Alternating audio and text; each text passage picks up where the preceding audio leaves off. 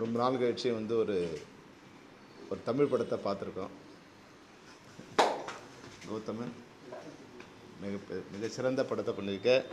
அப்பாவும் பையனும் போட்டி போட்டு நடிச்சிருக்கீங்க. பையன் கொஞ்சம் அப்பா கொஞ்சம் ஓவர்டேக் பண்ணியிருக்கான்.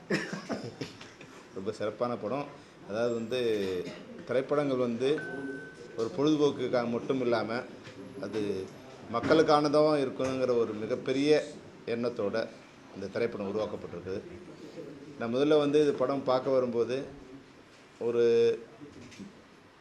ஒரு ஜாதி சங்கத்தை வளர்த்த ஒரு ஒரு சங்க தலைவரோட படமாக இருக்கும் அப்படிங்கிறத அப்படி எண்ணத்தில் தான் அந்த படம் பார்க்க வந்தேன். ஆனால் படம் பார்த்த பிறகு வந்து இது மொத்த தமிழரையும் ஒன்றிணைக்க முயற்சிக்கின்ற ஒரு திரைப்படமாக அமைஞ்சிருக்கு. அந்த வகையில் வந்து கௌதமனுக்கு என்னுடைய பாராட்டுக்கள். அவர் என்கிட்ட கொஞ்ச நாள் உதவியாளராக இருந்தார். அது ஒரு பெரிய சந்தோஷம் எனக்கு. பரவாயில்ல, நம்ம உதவியாளராக இருந்தார், அதை நம்ம சொல்லி சந்தோஷப்படுறதுக்கு ஒரு சிறந்த படைப்பாக அந்த படம் இருக்குது. எல்லாத்தை விட வந்து இந்த படத்தோட வசனங்கள் வந்து தீப்பொறி பறக்குது. அது வந்து பாலமுரளிவர்மன் வந்து அது மிகச்சிறந்த வசனங்கள் எழுதியிருக்காரு. ஒரு வசனமும் வந்து அது வசனம் இல்லை, தமிழ்நாட்டுக்காக கொடுக்கப்பட வேண்டிய குரலாக அது வந்து தெரியுது. அதான் வந்து சோரம் போகாமல் இருக்கிறது வந்து ஒரு பெருமை இல்லை, அது தமிழரோட அறம். அப்படிங்கிற போது சோரம் போகாமல் இருக்கிறதே ஒரு பெருமையாக நினச்சிலாம் சொல்லாதீங்களா, அது நம்மளோட அறம்டாங்கிற போது இது மாதிரி நூற்றுக்கணக்கான வரிகள் வந்து இதயத்தை வந்து தைக்குது, நம்மளை வந்து அவமானப்பட வைக்குது. அதாவது வந்து எவ்வளோ விஷயங்கள் நம்ம சுற்றி நடக்குது. முன்னேற்றங்கிற பேரில் நம்மளுடைய வளமும் நிலமும் எப்படி நம்மகிட்ட பறிக்கப்படுது. அது நம்ம பக்கத்தில் இருந்து அதை கண்டும் காணாமல் வந்து நம்ம கண் முன்னாடியே எல்லா குடும்பமும் நம்ம கண் முன்னாடியே நடக்குது. அதை திரையில் பார்க்கும்போது மிகப்பெரிய அதிர்ச்சியும் வேதனையும் தருது. ஆனால் வந்து இது ஒரு மிகச்சிறந்த முறையில் ஒரு டாக்குமெண்ட்ரி மாதிரி ஆயிடாமல் ஒரு திரைப்படமாக வந்து அழகாக வந்து ஒரு குடும்பம், காதல், வீரம், அதில் சோதனை, வேதனை, இது எல்லாத்தையும் கலந்து சட்டத்தை மதித்து சட்டத்தை எதிர்த்து ஒரு குடிமக்களுக்கு என்னென்னலாம் உரிமை இருக்குங்கிறத வந்து ஒரு சரியான விதத்தில் அது கொடுத்து ஒரு இது வந்து ஒரு ஜாதியை ஆதரிக்கிற படம் மாதிரி ஆகிடக்கூடாதுங்கிறது எனக்கு பயம் இருந்தது. ஆனால் படம் பார்த்த பிறகு அந்த பயம் எனக்கு சுத்தமாக போயிடுச்சு. இது ஜாதியை ஆதரிக்கிற படம் இல்லை, ஒரு தமிழ் மக்களை, தமிழர்கள் அனைவரையும் ஜாதியெல்லாம் மீறி நம்ம தமிழராக ஒன்றிணைங்கிற வந்து மிகப்பெரிய நோக்கத்தோடு இந்த படம் எடுக்கப்பட்டிருக்கு. அந்த வகையில் இந்த படத்தை உருவாக்கி அனைவருக்கும் எல்லாருமே இதில் வந்து சரண்யாவிலேருந்து, பொன்வண்ணன்லேருந்து, கௌதம்லேருந்து, அவரோட மகன்லேருந்து, மன்சூர் அலிகான் வந்து ரொம்ப நாளைக்கு அப்புறம் வந்து ஒரு மிகச்சிறந்த கேரக்டர் நடிச்சிருக்காரு. வந்து ரொம்ப வந்து இதயத்தை போய் தொடுற அளவுக்கு இருக்குது. அது மட்டும் இல்லாமல் வந்து ரெட் கிங்ஸ்லி வந்து பார்த்தாவே சிரிப்பு வர கேரக்டரு. ஆனால் அவரை வந்து ஒரு வேறு மாதிரி ஒரு கேரக்டர் கொண்டு வந்து அவரை வச்சு அழ வைக்கிற மாதிரி ஒரு காட்சி அமைச்சிருக்கிற டைரக்டர் வந்து மிக பிரமாதமான திரைப்படத்தை உருவாக்கியிருக்கார். இது மாதிரி சொல்லிகிட்டே இருக்கலாம். உண்மையாகவே இந்த திரைப்படத்தை நம்ம ஆதரிக்கலைன்னா பிற்காலத்தில் நம்ம வந்து வருத்தப்பட வேண்டியிருக்கோம். நம்ம இனம் வந்து எழுந்து நிற்க, நம்ம தமிழர் குரல் வந்து ஒழிச்சு நிற்க ஒரு திரைப்படம் உருவாகிருக்கு. இதில் அது சரியில்லை, இது சரியில்லை அப்படி மாதிரி வந்து குறைகள்லாம் சொல்லாமல் இந்த படம் நமக்கான படம், நம்மளில் சேர்ந்த ஒருத்தர் இந்த படத்தை எடுத்திருக்கா, அது நமக்கான படத்தை உருவாக்கியிருக்கான்னு தான் நம்ம வந்து சொல்லணுமே தவிர அதில் அங்கங்கே சிறு குறைகள் இருக்கலாம். ஏன்னா வந்து கௌதமன் முதன் முறையாக வந்து ஒரு இயக்குனராக மட்டும் இல்லாமல் நடிகனாக உருவாக்கிறார். வந்து அதில் வந்து சின்ன முதல்ல வரும்போது மெதுவாக வந்து அந்த படத்தில் வந்து ஒரு காட்சியில் தோன்றி கொஞ்சமாக வந்து அவர் வந்து ஐக்கியமாகறாரு. அப்புறம் கொஞ்சம் நேரம் கழிச்சு புதுமுகங்கிற ஒரு வந்து மறைஞ்சு போய் எனக்கு சில இடங்களை பார்க்கும்போது விஜயகாந்தை காப்பி அடிக்கிறாரோ ஒரு ஃபாலோ பண்ணுற மாதிரி எனக்கு தோணுச்சு. அதனால அந்த கண் அது எல்லாமே வந்து விஜயகாந்த் சார் வந்து எனக்கு நினைவுபடுத்துச்சு. அது காப்பி அடிக்கிறான்னு சொல்ல முடியாது, அவர் ஒரு நிறமும் உடலும் அது மாதிரி இருக்கிற மாதிரி இருக்கிறதால எனக்கு வந்து அதனால் அது மாதிரி தோணு இருக்குது. அது உண்மையாகவே வந்து எல்லாருமே மிகச்சிறந்த உருவாக்கியிருக்காங்க. அது மாதிரி பாடலும் இசையும் வந்து பின்னணியும் வந்து ஒளிப்பதிவும் தொழில்நுட்ப துறையிலும் வந்து ரீதியாகவும் இந்த படம் மிகச்சிறந்த படம். கௌதமனுக்கு இது ஒரு சிறந்த திரைப்படம், தமிழர்களுக்கு இது ஒரு சிறந்த திரைப்படம், தமிழர்களுக்காக உருவாக்கிய ஒரு திரைப்படம் அப்படின்னு நான் சொல்லலாம். நன்றி, வாழ்த்துக்கள் கௌதம், வாழ்த்து. தேங்க்யூ.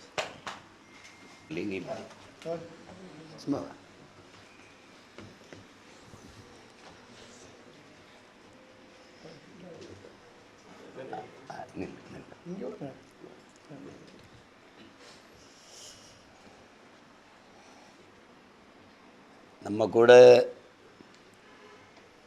சமகாலத்தில் வாழ்ந்த ஒருவருடைய வாழ்க்கையை திரைப்படமாக்கும்போது அதில் எவ்வளவு கடினம் இருக்குங்கிறது எல்லாருக்கும் தெரியும். ஆனால் என் தம்பிக்கு அது ஒரு பயிற்சி இருக்குது. இதுக்கு முன்னாடி எங்களோட ஐயா வீரப்பனார் அவர்களை பற்றி ஒரு நெடுந்தொடராக சந்தனக்காடுன்னு எடுத்தார். அதுவே அதை எடுக்கும்போது எப்படி கொண்டு வருவார்னு எல்லாருக்கும் ஒரு எதிர்பார்ப்பு இருந்தது, ஒரு பயமும் இருந்தது. ஒவ்வொரு பகுதியும் அது நெடுந்தொடர் மக்கள் தொலைக்காட்சியில் ஒவ்வொரு பகுதியாக வரும்போதும் மிக நிறைவாக எதிர்பார்ப்போடு அதை படைச்சிருந்தார். அதில் படைத்த படைப்பாளி என் தம்பி கௌதமம், இதே என் தம்பி பாலமுரளி, இதில் ஐயாவை நடித்த தம்பி ராஜா எல்லோரும் இருக்காங்க. கடல் தாண்டி பல்வேறு நாடுகளில் அது பார்க்கப்பட்டு பாராட்டப்பட்டது. எல்லாத்துக்கும் மேலே எங்கள் உயிர் தலைவன் மேதகவி பிரபாகரன் அவர்கள் அதை பற்றி பேசிக்கொண்டிருக்கும்போது, நேரம் கிடைக்கும்போது நான் அதை பார்க்குறேன். ரொம்ப சிறப்பாக வந்திருக்குன்னா அப்போ நான் தம்பியை பற்றி குறிப்பிட்டு பேசுகிறேன். அப்புறம் அதை முழுக்க பார்க்கணுன்னு ஆர்வமாக இருக்குன்னொன்னே அப்போ நான் இங்கேருந்து வந்து வாங்கி அதை அனுப்பி வச்சேன். போர் சூழல், நேரம் கிடைக்கும்போது முடிஞ்சால் பார்க்குறேன் அப்படின்ற மாதிரி அவருக்கு இருந்த ஆர்வம் அதில். அதே மாதிரி இதுவும் ஒரு நம்மளோடு வாழ்ந்த ஒரு மகத்தான மனிதனுடைய வாழ்க்கை. எங்கள் அண்ணன் காடுவெட்டி குரு, எங்கள் அண்ணங்கிறதுல எங்களுக்கு ஒரு பெருமை. அது எல்லாரோடவும் மிக நெருக்கமாக அன்பாக பழகக்கூடியவர். அதில் என்னோடும் அதே அன்போடும் பாசத்தோடும் பழகியவர். பாட்டாளி மக்கள் கட்சியில் எங்கள் ஐயாவுடைய பாசத்திற்குரிய, அன்பிற்குரிய, நம்பிக்கைக்குரிய ஒரு தளபதியாக இருந்தும் கூட எங்களைப் போல சின்ன தம்பிகளிடத்தில் ரொம்ப அன்பு காட்டக்கூடியவர். அடிப்படையில் அவருக்கு தமிழ் மீது, தமிழ் பேரினத்தின் மீது பெரும் பற்று. அன்னை செல்வமணி அவர்கள் குறிப்பிட்ட போது காடுவெட்டி குரு அப்படின்னாலே ஒரு வன்னியர் சங்கத்தின் தலைவர், அவர் ஏதோ சாதியவாதி அப்படி தான் பார்ப்பாங்க. அதை கடந்து அவருக்குள்ளே இருக்கிற மானுடம், அவருக்குள்ளே இருக்கிற ஈரம் அசாத்தியமானது. தமிழ் பாதுகாப்பு இயக்கம் தொடங்கும்போது அதன் தலைவராக எங்கள் அண்ணன் திருமாவளவன் அவர்களை வைத்து, தம்பி இருக்கட்டும் நம்ம எல்லாம் இருந்து தமிழ் பாதுகாப்பு இயக்கத்தில் வேலை செய்யணும்னு செய்ததான் எங்கள் ஐயா மருத்துவர் அவர்களும் எங்கள் அண்ணன் காடுவெட்டி குரு அவர்களும். வட மாவட்டங்களில் அதிகமாக அண்ணல் அம்பேத்கர் சிலையை திறந்ததில் வரலாறு மறைக்க முடியாது, மறுக்க முடியாது. எங்கள் ஐயா மருத்துவரும் எங்கள் அண்ணன் காடுவெட்டி குரு அவர்களும். 100 சிலை. உங்களுக்கு அதெல்லாம் பக்கத்திலிருந்து நாங்கள் பார்த்தவங்கங்கிற முறையில் சொல்கிறேன். அப்படிப்பட்ட ஆள் கருப்பாக பார்க்க ஒரு முரட்ட ஆள் மாதிரி தெரியும். மிக மெல்லிய, மிக ஈரமான மனதுள்ளவர். அதை என் தம்பி ஒரே உரையாடலில் சொல்லிட்டான். வீரமாக இருக்கிறது மட்டும் படையாச்சி இல்லைடா, அறமாக இருக்கிறவனும் ஈரமாக இருக்கிறவனும் படையாச்சின்ட்டு ஒரே உரையாடலை தம்பி சமுத்திரக்கனி சொல்கிற மாதிரி எடுத்துட்டவள. அரசியலை துண்டிச்சிட்டு, அவருடைய அரசியலை துண்டிச்சிட்டு தனி மனிதனாக குரு என்கிற ஒரு மனிதன், அவர் இந்த மண்ணின் மக்களினுடைய சமத்துவத்திற்கு, சாதிய ஏற்றத்தாழ்வுகளை கடந்து தமிழ் சமூகம் ஓர்மைப்படணும்னு நின்னதற்கு சான்று இந்த படம். அவர் எப்படி நின்னார், மண்ணின் நிலத்தை வளத்தை வெளி முதலாளிகள் சுரண்டி கொழுக்க அனுமதிக்காமல் எப்படி போராடினாருங்கிறதுக்கு இந்த படமே ஒரு சான்று.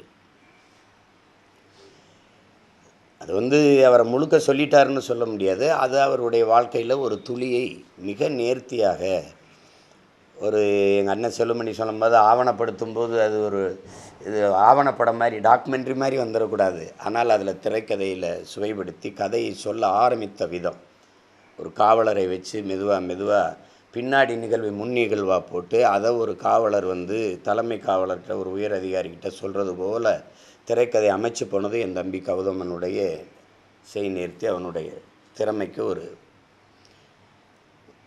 ஒரு சான்று. அந்த திரைக்கதையை நேர்த்தியாக அதுக்குள்ள ஒரு காதல், அதுக்குள்ள பாசம், அதுக்குள்ள வீரம், அதுக்குள்ள நயவஞ்சகமாக சூழ்ச்சியாக பழிவாங்கப்பட்டதற்கான பழிவாங்கல் அதையெல்லாம் மிக நேர்த்தியாக செஞ்சிருந்தார். சொல்ல வந்ததை அவருடைய மனத்தின் ஓட்டத்தை திரையில் வடித்தது காட்சிப்படுத்தியதோட மொழிபெயர்த்ததில் என்னுடைய தம்பி பாலமுரளிவர்மனுக்கு பெரிய பங்கு இருக்குது. அதில் சந்தனக்காட்டிலையும் அவன் திறமையை பதிவு பண்ணியிருந்தான். இதுலேயும் உரையாடல் வந்து அசாத்தியமானது. ஒவ்வொரு வார்த்தையும் வந்து ஒரு தத்துவ முழக்கம் மாதிரி பதிவு பண்ணியிருக்காப்புல. இதில் கடைசியாக என் தம்பி சொல்கிறதான் தமிழன் அங்கே ஆதியில் எங்களை பர்மாவில் அடித்தாங்க, அப்புறம் மும்பையில் அடித்தாங்க, எல்லா இடங்களையும் நாங்கள் அடி வாங்கி அகதியாக ஓடி வந்தோம். ஆனால் ஒரு இடத்துல தான் நாங்கள் திருப்பி அடித்தோம், அது தமிழில் மண்ணில் தான். அதை தான் என் தம்பி சொல்கிறான், நாங்கள் எங்களுக்கு அடி வாங்கி குனிஞ்சவன் இல்லைடா, திருப்பி அடித்தது சந்தனக்காடு, அப்புறம் முந்திரிக்காடு, பிறகு வன்னிக்காடு அப்படின்னு. அறம் தோற்கும்போது மரம் பிறக்கும். அப்படித்தான் நாங்கள் அறத்தின் வழி நின்று வாழ்ந்த மறவர்கள். அது வீழ்த்தப்படும் போது எங்களுக்கு வழி இல்லை, அப்புறம் மரத்தை எடுத்து வீரத்தோடு போராட வேண்டியது வந்தது. அந்த பரம்பரையில் வந்தவர்கள்ங்கிறத எங்கள் மரபணுவிலே அந்த குணம் ஊறி இருக்குங்கிறத சொல்கிறோம். அதில் இந்த படத்தை பார்க்கும்போது எங்கள் அண்ணன் காடுவெட்டி குரு எப்படிப்பட்ட மாண்புமிக்க ஒரு மனிதர் அப்படிங்கிறது எல்லாருக்கும் தெரிய வரும். சாதியை கடந்து எப்படி மற்ற எல்லா சமூகங்களையும் நேசித்த ஒரு பேரன்புக்காரர், தமிழ் சமூகம் ஒன்றுபட்டு இந்த மண்ணிலே தலை நிமிர்ந்து வாழ வேண்டும் என்பது எவ்வளவு அவருடைய பெருவிருப்பம், அதையெல்லாம் இந்த படம் அந்த 2.25 மணி நேரத்துக்குள்ளே மிக அழகாக பதிவு பண்ணியிருக்கு. என் தம்பிக்கு நான் பாராட்டுவது அவருடைய அரசியல் வாழ்க்கையை துண்டிச்சிட்டு தனிப்பட்ட பதிவே அவரை மட்டுமே கொண்டு போனதுங்கிறது ரொம்ப திறமையான ஒரு பதிவு. அதுக்குள்ளே ஒரு மனிதனுடைய வாழ்க்கைக்குள்ளே எல்லாத்தையும் சுருக்கி ஒரு 2.5 மணி நேரம் 2.25 மணி நேரத்துக்குள்ளே கொண்டு வர முடியுங்கிறது திரைக்கதைக்கு சவாலானது. அதை என் தம்பி கௌதம் ரொம்ப சிறப்பாக செஞ்சுருக்காரு. இந்த இளம் வயதில் அண்ணன் குருவாக வந்த என்னுடைய மகன் தமிழ் கௌதமன் வந்து சிறப்பாக செஞ்சுருக்கான். அவன் அதுக்கு மெனக்கெட்டிருக்கான், அதுக்கான பயிற்சிகளை எடுத்து அவன் திறம்பட நடிச்சிருக்காப்புல. எங்கள் அண்ணன் செல்வமணி பக்கத்தில் உட்காந்து அவனே படம் முழுக்க நடிச்சிருக்கலாம்னு நல்லா இருந்திருக்கும் போல இருக்க சிறாப்பில். உன் தம்பியை விட உன் தம்பி பையன் அது பின்னிருக்கானப்பா அப்படின்னு. ஏன்னா அவன் கொஞ்ச நேரம் வந்தாலும் அது அந்த கதையின் இதயமான பகுதியினால் அது ஈர்ப்பு அதிகமாகிடுச்சு. அவர் சொல்லும் போக போக திரைக்கதை ஓட்டத்தில் என் தம்பி எடுக்கும்போதே சொன்னதான் கடைசி போக போக போக போக கதைக்குள்ளே ஒன்றி கௌதம் நடிக்கிறாங்கிறத விட்டுட்டு எங்கள் அண்ணன் குருவையே நேரில் பார்க்குற மாதிரி எங்களுக்கெல்லாம் ஒரு ஈர்ப்பு வந்துட்டுது. அதில் கடைசி காட்சியில் போக போக இதே அப்போலோ மருத்துவமனையில் நான் எங்கள் அண்ணனை போய் பார்க்க போனதெல்லாம் அந்த நினைவுக்கு வந்து நான் அந்த இடத்துல ரொம்ப நெகிழ்ந்து ஒரு மாதிரி ஆயிட்டேன். நான் மருத்துவமனையில் நான் உட்கார்ந்துருந்தது அந்த இதெல்லாம் ஓட ஆரம்பிச்சிடுச்சு. எங்கள் அண்ணனுக்கு இந்த நுரையீரல் தொற்று இதில் அவர் நினச்சிருந்தா 1 கோடியெலாம் பிச்சைக்கார காசு அறுவை சிகிச்சை பண்ணியிருக்கலாம். அவருக்காக கொட்டி கொடுக்க உலகம் முழுமைக்கும் தமிழர்கள் இருந்தாங்க. அவன் உண்மையிலே மாவீரன். ஏன்னா அன்னைக்கு இருந்த அடக்குமுறையில் இன்னொரு மாவீரன் எங்கள் தலைவருக்கு ஆயுதங்களை கடத்தி அனுப்பி அதனால் என்ன வந்தாலும் சந்திக்கலாம்னு இருந்த ஒரு வீரன். அதனால் சும்மா பேர் மாவீரன்னு மக்கள் சொல்லலை, மக்களுக்காக நின்ன வீரனுங்கிறதுனால உண்மையிலே மாவீரன் அவர். அவரை பற்றிய பதிவு வரும்போது எல்லாருமே நினைப்பாங்க, பொது சமூகமே என்ன நினைக்கும்னா குரு வன்னியர் சங்க தலைவர் தானே அப்படின்ட்டு. அவர் அதை தாண்டிய ஒரு மானுட பற்றாளர். வள்ளலார் மண் இல்லை அது உலகம் கடந்து வென்று பெருநிலப்பரப்பை ஆட்சி செய்த பெருமன்னனினுடைய வாரிசுகள் நாங்கள். எந்த நிலத்தையும் நாங்கள் அடிமைப்படுத்தி ஆண்டோங்கிறது எங்கள் வரலாற்றில் செய்தி இல்லை. அந்த நிலத்தை அவங்களே ஆள வச்சு கப்பங்கொட்ட சொல்லிட்டு வந்தது தான் எங்கள் பரம்பரை. ஆனால் எங்களை வென்று ஆண்டவர்கள் தான் தன் மக்களை குடியேற்றி கொடியும் ஏற்றி எங்களை அடிமைப்படுத்தி ஆண்டார்கள். தமிழரின் மரபு எந்த நிலத்தையும் எந்த இனத்தையும் நாங்கள் அடிமைப்படுத்தி ஆண்டது வரலாற்றிலே பதிவு இருக்காது. இது காரணம் அறம் சார்ந்து வாழ்ந்து நின்ற கூட்டம்ங்கிறது தான். அதை மிக நேர்த்தியாக பதிவு பண்ணியிருந்தார். அதில் என் தம்பி இறுதியாக சொன்ன உரையாடல் தான் மிக நெகிழ்ச்சியானது. ஒரு நாள் வருவாண்டா ஒருத்தன் இந்த தமிழ் சமூகத்தை ஓர்மைப்படுத்தி, அதை தான் என் தம்பி முத்துக்குமாரன் மரணிக்கும் போது சொல்லி போனான். அதே தான் எங்கள் அண்ணனுடைய இறுதி மூச்சும் அதுதான். இப்போ அது இன்றைக்கி தனிப்பட்ட முறையில் ஒரு மகனாக எங்கள் அண்ணன் குரு இருந்தால் இப்போ பட்டாளி மக்கள் கட்சிக்குள்ளே இருக்கிற இந்த பிணக்குகள்லாம் சத்தியமாக இருந்திருக்காது. அதெல்லாம் நினைக்கும்போது வலியாக தான் இருக்குது. என் தம்பி கௌதம் எடுக்கும்போதே சொன்னால் அது ரொம்ப நல்லா வந்திருக்குது அப்படின்ட்டு. சரி நீ செஞ்சிரு அப்படின்னு. அவன் சிரமப்பட்டது எனக்கு தான் தெரியும். நான் 3 ஆண்டுகள் இருக்குமா 3 ஆண்டுகளாக சின்ன சின்ன முதலாளிகளை கொஞ்சம் கொஞ்சமாக குருவி சேர்த்த மாதிரி பணம் சேர்த்து அதை வச்சு எடுத்து இன்றைக்கி கொண்டாந்து திரைக்கு நாளைக்கு வரப்போகுதுன்னு நினைக்கும்போது ஒரு ஒரு ஒரு மகிழ்ச்சி இருக்குது. அது இது உறுதியாக இந்த படம் இல்லையும் ஒரு சில பகுதி படமோ ஒரு தொகுதி படமோ இல்லை. இது வந்து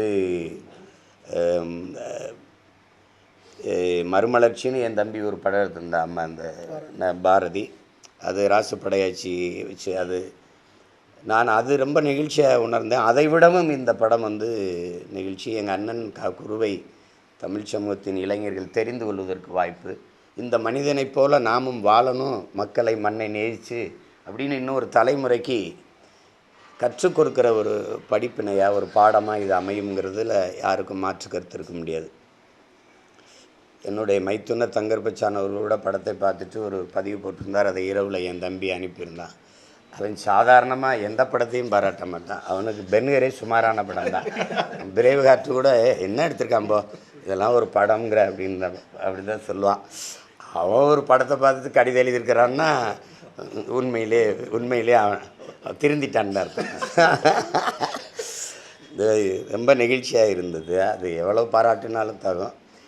நான் நடுவால் நின்றுங்கிட்டு என் தம்பிங்கிட்டு என் மகனை 2 தம்பிகளையும் பாராட்டிகிட்டே இருக்கிறது ஒரு ஏதோ சொல்கிறாருன்னு நினைக்கலாம். ஆனால் படம் பார்க்கும்போது நாங்கள் சொன்ன அத்தனையும் சத்திய வார்த்தைகள்னு உங்களுக்கு தெரிய வரும். இது சில இழப்புகள் வந்து ரொம்ப மீள முடியாது. இது துயரத்தை தரும். மனசு தெரியும் எப்படியும் பிறந்தால் இறந்து தானே ஆகணுங்கிற யதார்த்தம் புரிஞ்ச மனிதர்களாக இருந்தாலும் சில உயிரிழப்பை வந்து ரொம்ப கஷ்டப்படுத்தும். அதில் ஒன்று எங்கள் அண்ணன் குருவுடைய இழப்பு. இன்னும் ஒரு 15-20 ஆண்டுகள் இந்த மண்ணுக்காக இருந்திருக்கலாம். அது அந்த போல் வீரர்கள் இல்லாதனால இன்றைக்கி நாங்கள் சொந்த நாட்டிலே அகதிகளாக நிலத்தை இழந்து அடித்து விரட்டப்படுறோம். சிப்காடு தொழிற்சாலை, மீத்தேன் ஈத்தேன் நிலக்கரிக்கு 66,000-70,000 ஏக்கர் எடுத்துட்டான். 96 ஏக்கர் இப்போ மறுபடியும் 26 ஏக்கரை கைது பண்ணி வச்சு ஆக்கிரமித்து வச்சுருக்குது. இதே நாங்கள் மறுபடியும் எங்கள் அண்ணன் விட்ட இடத்துல நாங்கள் போராடி தடுத்து வச்சுட்டு இருக்கோம். அதை புவனகிரி போயிட்டுருக்கு. சரி இருக்குது, அதை செஞ்சு தான் தீரணும். இப்போ வந்து ஒரு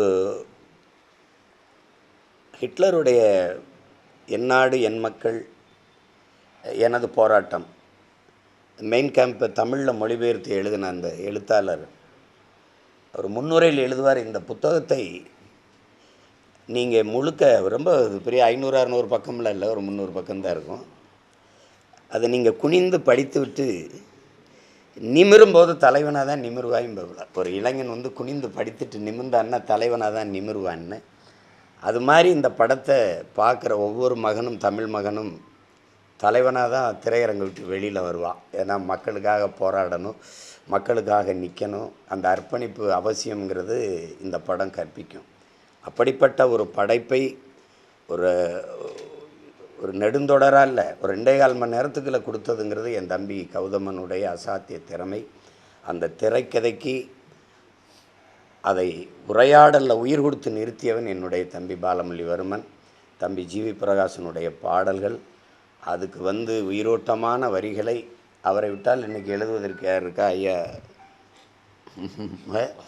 ஆமாம், உண்மையிலேயே முத்தமிழ் பேரரசர் அவர் எழுதியிருக்கிறார். எங்களுடைய உணர்வோடு கலந்து போன வார்த்தைகளை ஒரு வரலாற்று பதிவாக எழுதி கொடுத்து அதை தூக்கி நிறுத்திட்டார்.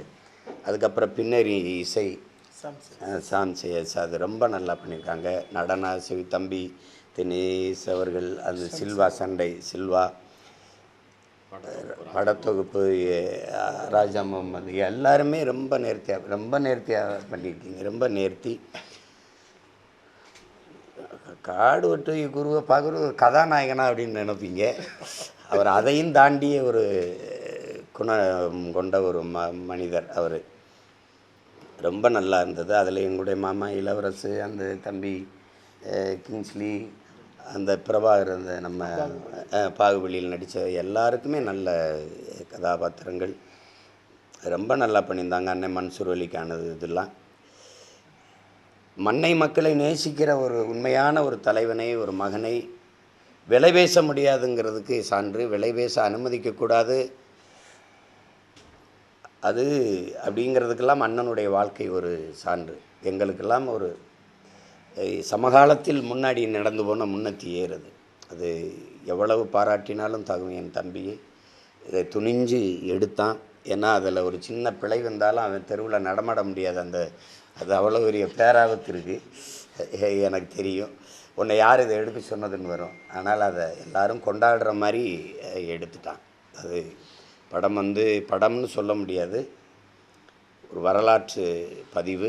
அது எல்லாராலும் நேசிக்கப்படும், போற்றப்படும், மாபெரும் வெற்றியடையும் படம். அதுக்காக நான் வாழ்த்துறேன், மன நிறைவோடு வாழ்த்துறேன். உலகமெங்கும் இருக்கிற என் உயிர் சொந்தங்கள்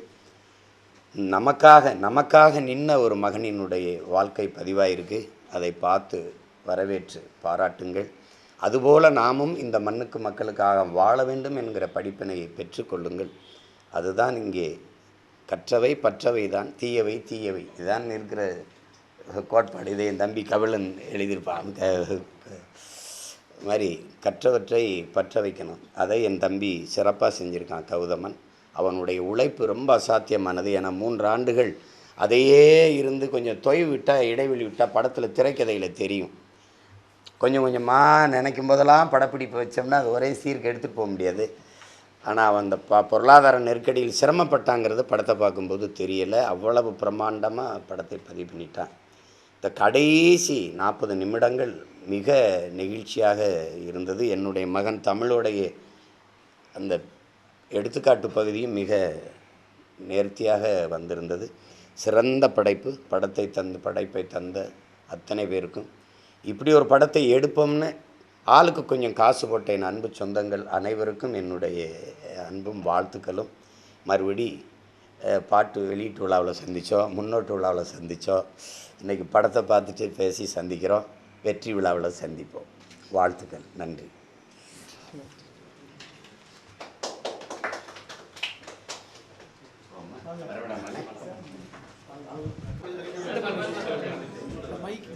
அமைதியாக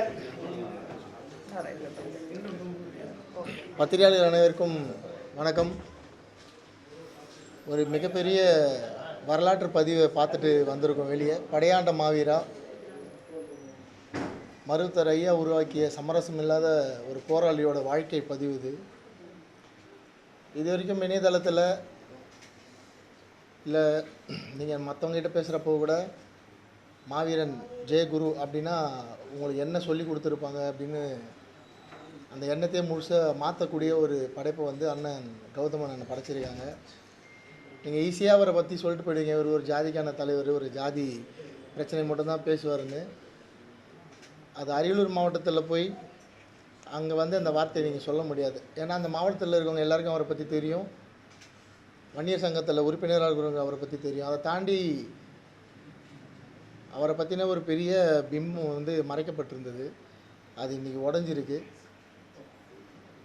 படையாண்ட மாவீரா அப்படின்ற ஒரு மிகப்பெரிய பதிவு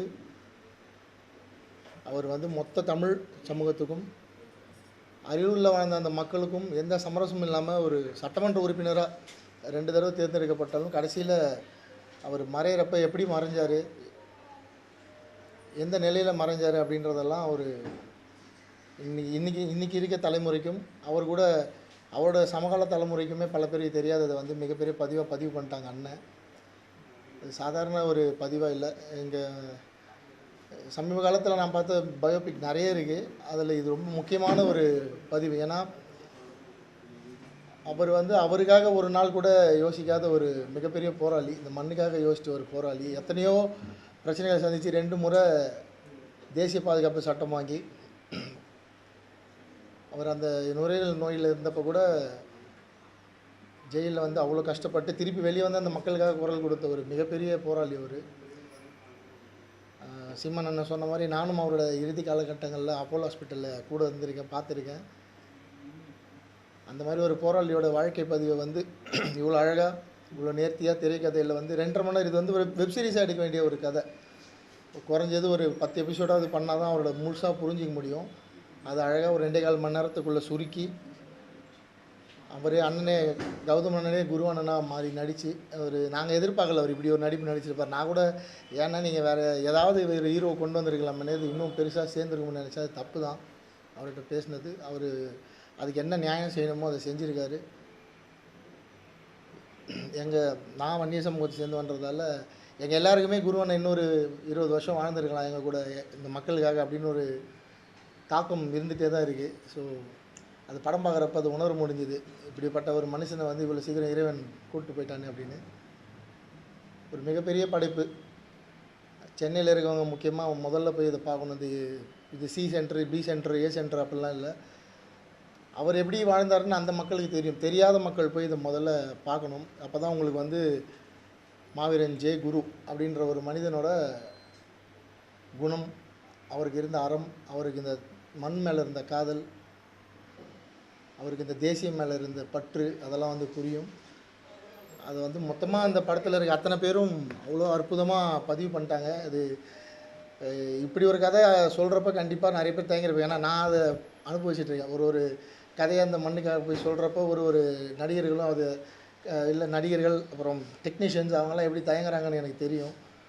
அதெல்லாம் தாண்டி சமுத்திரக்கனி அண்ணன், சரண்யா மேடம், மன்சூலிகான் சார், கிங்ஸ்டன் அண்ணன், இன்னும் பல நடிகர்கள் அந்த வில்லனை நடித்தவங்க அவங்க, அப்புறம் இதுக்கு இசையமைச்ச ஜிவி பிரகாஷ் சார், பாடல்கள் எழுதின ஐயா வைரமுத்து கவிஞர் அவர்கள், பின்னணி இசை பண்ண சாம்சியஸ் சார், இவங்க எல்லாருக்கும் நான் இந்த தருணத்தில் வந்து நன்றி சொல்லிக்கிறேன். இதுக்கு கேமராமேனாக ஒர்க் பண்ணவங்க, ஆர்ட் டைரக்டர், ஆர்ட் டிபார்ட்மெண்ட் பார்த்தவங்க, அண்டு இந்த படம் எடுக்கிறதுக்கு ஹெல்ப் பண்ண அத்தனை ப்ரொடியூசர்ஸ், அவங்க எல்லாருக்கும் நன்றி சொல்லிக்கிறேன். ஏன்னா இது ஒரு மிகப்பெரிய வரலாறு. இந்த படம் என்ன கலெக்ஷன் பண்ண போகுது, இந்த படம் எவ்வளோ பெருசாக போய் சேரப்போதெல்லாம் தாண்டி இது ஒரு மிகப்பெரிய பதிவு.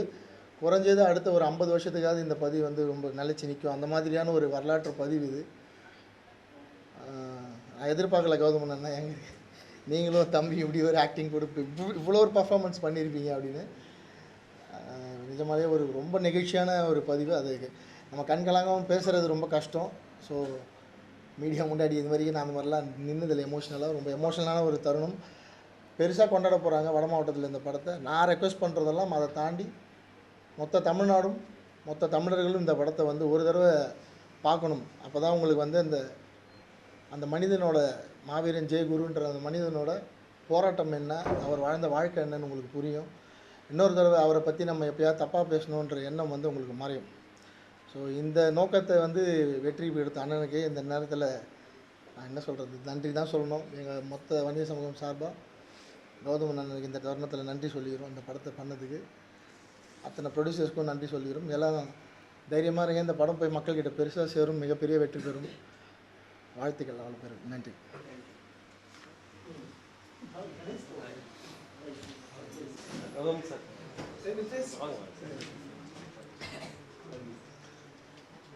வணக்கம். நான் ஈவி கணேஷ் பாபு, திரைப்பட இயக்குனர், தயாரிப்பாளர், நடிகர். வா கௌதமன் அவர்களுடைய படையாண்ட மாவீரா இந்த படத்தை பற்றி பொதுவான வெளியில் ஒரு கருத்துக்கள் இருக்குது. இது ஒரு குறிப்பிட்ட மாவட்டத்து மக்கள் தான் அந்த படத்தை பார்ப்பாங்க, ஒரு குறிப்பிட்ட சமூகத்துக்கானது, ஒரு குறிப்பிட்ட ஜாதிக்கானது தான் இந்த படம் அப்படின்னு பொதுவாக ஒரு கருத்துக்கள் இருக்குது. நான் வந்து எல்லா தரப்பு நண்பர்கள்ட்டையும் பழகிட்டுருக்கேன். தலித்திய சிந்தனை உள்ளவங்கள்ட்டையும் பழகிட்டுருக்கேன். ஆர்எஸ்எஸ் சிந்தனை உள்ளவங்கள்ட்டையும் பழகிட்டுருக்கேன். ஏன்னா எல்லாத்தையும் இருக்கிற அவங்களுக்குள்ளே இருக்கிற அந்த உள்ளார்ந்த உள்ள ஒரு மனிதன் இருப்பான்ல, அந்த மனிதனோட நான் நெருங்கி பழகுவேன். அதனால் வந்து சில பேர் என்னை வந்து இவன் வந்து ஜால்ரா அப்படின்லாம் சொல்லுவாங்க. அதையும் தாண்டி நான் வந்து எல்லாரையும் மனிதனாக தான் பார்க்குறேன். அந்த வகையில் வந்து இந்த நிச்சயமாக வந்து வா கௌதமன் அப்படி ஒரு ஜாதி படம் எடுத்திருக்க மாட்டார் அப்படின்னு எனக்கு உறுதியாக தெரியும். ஒரு குறிப்பிட்ட ஜாதியை உயர்த்தி குறிப்பிட்ட ஜாதியை மட்டப்படுத்தி அப்படி எடுத்திருக்க மாட்டார் அப்படின்னு தெரியும். இருந்தாலும் இந்த படம் வந்து சாதாரணமாக வெளிவரல. இது வந்து வயிற்றில் வந்து தலை கொடி சுற்றிக்கிட்டா எப்படி ஒரு குழந்தை வெளியில் வர்றதுக்கு எவ்வளோ பெரிய போராட்டம் இருக்குமோ அது மாதிரி இந்த படம் வெளியில் வர்றதுக்கு பல கட்ட போராட்டங்களை சந்தித்து இந்த திரைப்படம் வெளில வந்திருக்கு. அரசாங்கம் வந்து இந்த படம் சம்மந்தப்பட்ட அந்த கூறுகள் எல்லாம் வந்து உண்மையிலே நடந்திருக்கா அப்படின்னு மிக தீவிரமான ஆராய்ச்சி செய்து அந்த ஆவணங்கள்லாம் பரிசீலனை பண்ணி அரசாங்கம் வந்து இது சம்மந்தப்பட்ட ஆவணங்கள் அன்னைக்கு வந்து அந்த பேப்பர்ஸ் அந்த நாளிதழ்கள் இது எல்லாத்தையும் உறுதிப்படுத்தி அதிகாரிகள் எல்லாம் உறுதிப்படுத்தி அதற்காக ஒவ்வொரு கட்டமாக தாண்டி தான் இந்த திரைப்படம் வந்து இன்றைக்கி வந்து மக்களுடைய பார்வைக்கு வந்திருக்கு. இந்த திரைப்படம் வந்து ஏதோ ஒரு ஒரு ஒரு சமூகம் ஒரு ஜாதி அப்படின்னு நினச்சிட்டு இருக்கவங்க எல்லாருமே இப்போ நேற்று கூட என்னுடைய நண்பர் வந்து அந்த படத்துக்கு மாற்று சிந்தனை உள்ள ஒரு நண்பர் வந்து வா கௌதமன் அவர்களை வந்து ரொம்ப கடுமையான வார்த்தைகளை திட்டினார். அவர் வந்து ஒரு ஜாதி படம் எடுத்திருக்கிறார் அப்படின்னு சொல்லி. ஆனால் உண்மையிலேயே வந்து இந்த படம் அப்படி இல்லை. இந்த படம் வந்து ஒரு கல்வி தான் வந்து எல்லா மக்களையும் அந்த ஜாதி ஏற்றத்தாழ்வு இல்லாமல் சமமான ஒரு இடத்துல வைக்கும் அப்படின்னு இந்த கதை நாயகன் சொல்கிற மாதிரியான ஒரு கருத்து இந்த படத்தில் இருக்குது. அந்த வகையில் வந்து இந்த படத்தை வந்து நீங்கள் ஏதோ ஒன்று நினச்சிட்டு வராமல் போயிட்டீங்கன்னா இழப்பு வந்து கௌதமனுக்கு இல்லை, உங்களுக்கு தான். ஏன்னா வந்து ஜாதி என்ற பெயரில் சொல்லப்பட்டு இன்று நடக்காத ஏதோ ஒரு விஷயத்த 20 வருடம் முன்பு நடந்த ஒரு விஷயத்த சொல்லிட்டு இருக்கிற இன்னைக்கு வர்ற சில ஜாதி படங்களுக்கு மத்தியில் அப்படியே ரத்தமும் சதையுமா நடந்த உண்மையை இது எல்லாருக்குமான மனிதனா ஒரு சமூகத்துக்கான மனிதனா இல்லாமல் ஒரு வட்டத்துக்குள்ளே ஒரு முட்டைவாசியாக ஒரு கூட்டுக்குள்ளே சிக்கும் மனிதனா இல்லாமல் எல்லாருடைய ஒட்டுமொத்த தமிழர்களுக்கு மட்டுமில்ல இந்த மண்ணில் வாழக்கூடிய அனைவருக்குமான வேற மனிதன் இந்த மண்ணில் வாழ்ந்தாலும் கூட அந்த மனிதனுக்கான ஒரு உரிமையை போராடக்கூடிய ஒரு கதை நாயகனா வா கௌதமன் அவர்கள் இந்த படத்தில் நடிச்சிருக்காரு. அவர் அந்த குரு அவர்களுடைய அந்த கதாபாத்திரம் எப்படி உருவாக்கப்பட்டிருக்கு, அதில் எவ்வளவு உண்மை இருக்குது, அந்த குரு எந்த அளவுக்கு இந்த நாட்டுக்காகவும் மண்ணுக்காகவும் இந்த மக்களுக்காகவும் இந்த அடிப்படை உரிமைக்காகவும் போராடினார் அப்படிங்கிறத ரொம்ப உணர்வுபூர்வமாக சொல்லியிருக்காங்க. நிச்சயமாக இந்த படத்தை தமிழ்நாட்டில் உள்ள அத்தனை மாறுபட்ட கருத்து உள்ளவர்களும் இந்த படத்தை பார்த்தீங்கன்னா நிச்சயமாக வந்து குரு அவர்கள் மீதும் வா கௌதமன் அவர்கள் மீதும் நிச்சயமாக ஒரு மிகப்பெரிய மரியாதை ஏற்படும். இந்த படத்தை தவறாமல் தேட்டரில் வந்து பாருங்கள். அது மட்டும் இல்லை, இந்த படத்தோட ரிலீஸ் ஆகக்கூடிய மற்ற படங்களும் வந்து ரொம்ப நல்லா இருக்குது அப்படின்ற ரிவ்யூ வந்திருக்கு. இந்த படத்தோட சேர்ந்து ரிலீஸ் ஆகிற எல்லா படமுமே நல்லா ஓடணும். என்னுடைய வாழ்த்துக்கள். நன்றி. எல்லோருக்கும் வணக்கம். கௌதம் சாரை வந்து எனக்கு மகிழ்ச்சின்ற ஒரு படத்தில் அறிமுகமாகி ரொம்ப நட்பானார். இன்றைக்கி அந்த மகிழ்ச்சி எனக்கு வந்து மிகப்பெரிய நெகிழ்ச்சி ஆயிடுச்சு. அதாவது நெருப்பு அப்படின்னு சொன்ன ஒரு கதாபாத்திரம் அந்த இளைஞனாக நம்ம தம்பி தமிழ் வெளியில் வரும்போது நீரிலிருந்து வருவார். அதுவே அந்த இடத்துலையே வந்து அது ஒரு பெரிய நிகழ்ச்சியாக இருந்தது. அந்த ஒரு விஷயம் வந்து எனக்கு ரொம்ப பிடிச்சிருந்தது. அதாவது யதார்த்தமாக நடந்த ஒரு கதையை இவ்வளோ யதார்த்தமாக மிகைப்படுத்தாமல் சினிமாவுக்கான ஒரு தன்மையும் இருந்தும் சினிமாவுக்கு ஒரு தன்மை இல்லாத மாதிரியும் கொஞ்சம் கூட, அதாவது துணை நடிகர்கள் கூட இவ்வளோ பிரமாதமாக நடிப்பாங்கன்னு நான் ரொம்ப எதிர்பார்க்கவே இல்லை. அதுவும் சின்ன வயசு கேரக்டரு பெரிய ஆள் ஆன பிறகு அதே முகஜாடையிலேயே இருந்தது. பெரிய வியப்பாக இருந்தது. அந்த ஒரு கர்ப்பிணி பெண்ணை வந்து போலீஸ்காரங்க அடித்த அதே பெண் வந்து இன்னொரு சமயத்தில் அந்த எமோஷனலை காட்டும்போது அந்த ஸ்பிரிட்டு கொஞ்சம் கூட குறையாமல் இருந்தது. எப்போதுமே வெற்றிங்கிறது வந்து நம்ம மட்டும் பண்ணுறதில்ல, நம்ம கூட இருக்கிறவங்க எல்லாரும் சேர்ந்து பண்ணும்போது தான் அது மாபெரும் வெற்றி ஆகுது. அப்படி ஒரு பெரிய வெற்றியை வந்து கொடுத்துருக்காரு. இது வந்து ரொம்ப நாள் கழித்து நரம்பெல்லாம் துடிக்கிற ஒரு ஃபீலிங்கை நமக்கு கொடுத்துட்டாரு.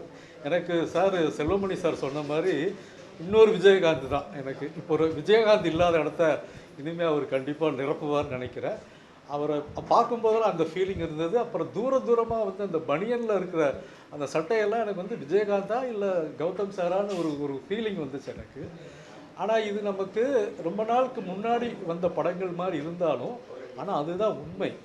ஒரு ஒரு பெரிய ஒரு வீரனுடைய கதையை இந்த மாதிரி உள்ளவங்க வந்து வெளியில் கொண்டு வரும்போது, அவங்களோட உண்மையான விஷயம் நமக்கு தெரியும் போது நமக்கே ஒரு பெரிய ப்ராப்ளம் வருது. அதாவது சில நேரங்கள்லாம் அந்த ஃபேக்ட்ரியை காட்டும்போது நம்ம மனசில் பதபதைக்குது. ஏன்னா அப்போ ஒரு நிஜமான மனிதர்களுக்கு எப்படி இருந்திருக்கும், தன்னோட இனத்தையும் தன்னுடைய குணத்தையும் தன்னுடைய ஃபுல் ஆதாரத்தையும் அவங்க இழக்கிறாங்க. அப்படிங்கும்போது அதை எவ்வளோ எமோஷ்னலாக எடுக்க முடியுமோ, எந்த இடத்துலையுமே எமோஷ்னல் குறையில, ஆரம்பத்திலிருந்து முடிவு வரைக்கும் அப்படியே ஜிவ்வுன்னு போகிற மாதிரி ஒரு ஃபீலிங்கை கொடுத்துருந்தாரு.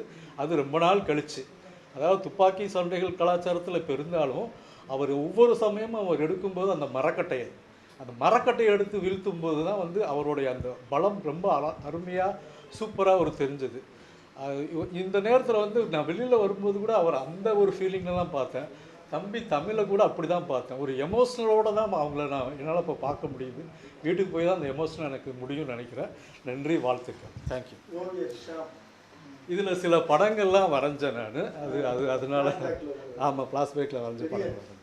சின்ன வயசுலேயே ஓவியம். இப்போ இந்திய அளவில் இருக்கிற உலக அளவில் இருக்கிற விரல் விட்டு ஓவியம்.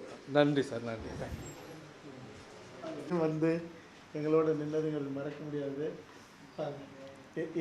என்னை விட இந்த படம் வெளியே வரணும்னு போராடின வழக்கறிஞர் டீம் இவங்க. ராஜேஷ், ஹசன், ஆமாம், எல்லாம் இவங்களுடைய ஹெட்டு என்னுடைய உயிர் நண்பர் பிரபாகரன். அவர் வந்து எல்லா காலகட்டத்திலையும், நான் ஜல்லிக்கட்டு போராட்டமாக இருந்தாலும் சரி, கத்திப்பாராவாக இருந்தாலும் எல்லாத்துக்குமே ஒரு ரூபா கூட வாங்காமல் இந்த படம் வரைக்கும் அவர் உலகத்திலேயே முக்கியமான வழக்கறிஞர். தமிழ்நாடு, இந்தியா இல்லை எல்லா நாடுகள்லேயும் போய் வழக்காடுறவர். அவருடைய ஜூனியர்ஸு. இந்த நேரத்தில் என்னுடைய பேரன்பிற்குரிய சகோதரர் பிரபாகரன் வழக்கறிஞர் அவர்களுக்கும் என்னுடைய தம்பிகளுக்கும் என்னுடைய நெகிழ்ந்த நன்றியை தெரிவிச்சுக்கிறேன்.